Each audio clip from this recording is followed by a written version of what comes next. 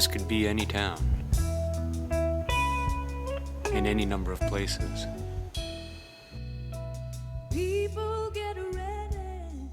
Could be your town, the town you grew up in. It happens to be Oil City, Pennsylvania. In April 2004, an Oil City native, a gay man, placed his Canadian wedding announcement in the local newspaper. What followed may surprise you. I subscribed to the Derek, was given as a gift from my mother, and then I started subscribing once we got settled in our household. Read the paper every day. I go through the wedding announcements to look and see if anybody from high school I knew had gotten married, and I saw the announcement. And I had pointed out to my husband, only because we had been following the politics and stuff. And I said, look, there's a wedding announcement of two men who'd gotten married, and we didn't really think much of it, just kind of a not normal thing for our little local newspaper.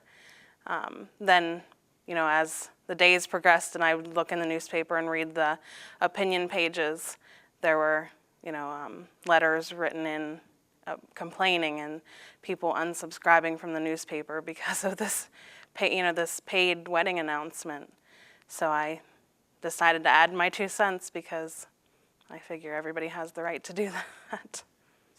I opened the paper up, and as I usually do, I just looked at everybody. There were couples. I mean, it was nothing but a page in the paper talking about people that were either married or getting married.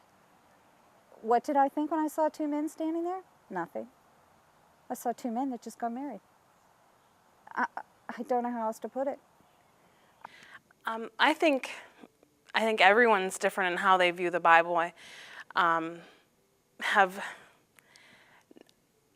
want to say narrowed down, but in my studies from the Bible and what I feel in my own faith, that my faith is based on love. I mean, that was the only 2 rules in the whole book, the book of all of the books combined, was to love your God and love your neighbor. And I know a lot of Christians like to add other rules, and I don't agree with that. I know they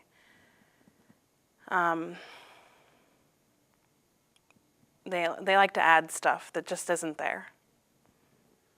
If I were a gay or lesbian person in this area and I read that letter, I would have been so offended. Which letter? Any letter that they were so Bible tromping that I couldn't believe it. That's the way it is out here. Throw the Bible out, throw the Bible out. I'm so tired of throwing that Bible out. Read the Bible. I started my studies on the verses that people were using to condemn homosexuality, only because I thought, I've been in this religion for 26 years. Never once have I ever been told to hate somebody. Never once have I ever been, told to put down somebody because of my religion. And I was dumbfounded that people were using the religion that I had been taught for 26 years to be nasty and hateful, and I just couldn't understand it. People have to throw the Bible at you. I'm so tired of seeing people throw the Bible about every issue that they want to throw. It's sickening. Like I said in my letter in the paper, watch who you criticize, because that doctor that you went to last week, he may just be one of those people that you're sitting there criticizing. And that nurse that treated your child while he was waiting for a doctor, or she was waiting for a doctor, she might just be. And the teacher that teaches your child. And to be very honest with you, maybe the preacher. When I wrote the letters and people started confronting me about them, my immediate reaction was, well, if they don't want me here, I just won't come anymore. I was actually researching and studying, and that this was what I felt God laid on my heart to teach people.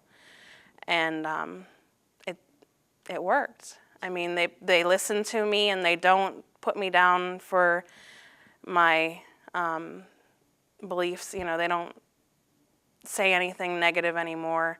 They realize that that wasn't just a whim, that I wasn't just trying to stir something up, that this is actually, you know, something that I feel very deeply about, and that I'm not going to change my mind because they keep pressuring me to do so.